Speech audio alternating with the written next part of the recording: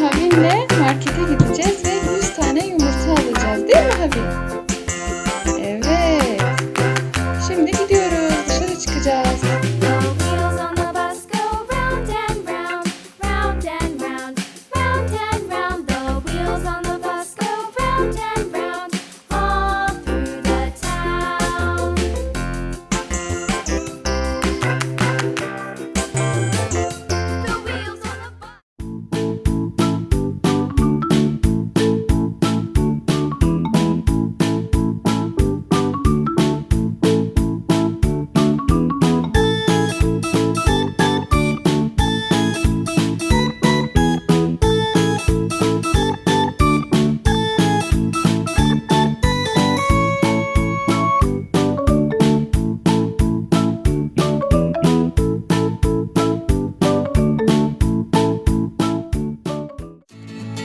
Merhaba arkadaşlar, ozmolarla başlayacağız. Gittik, alışverişimizi yaptık, bir sürü yumurta aldık. Şimdi ozmolarla başlıyoruz.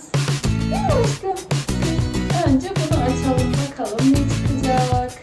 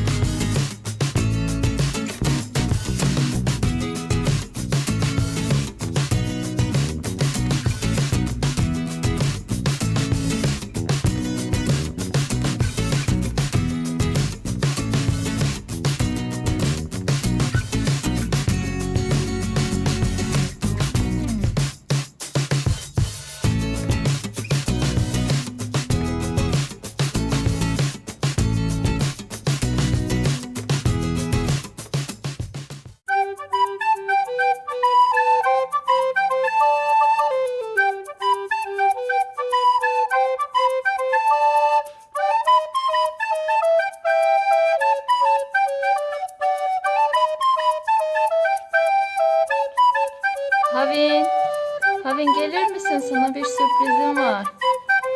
Gel gel. Hadi gel. Bak, sürpriz yumurtalar.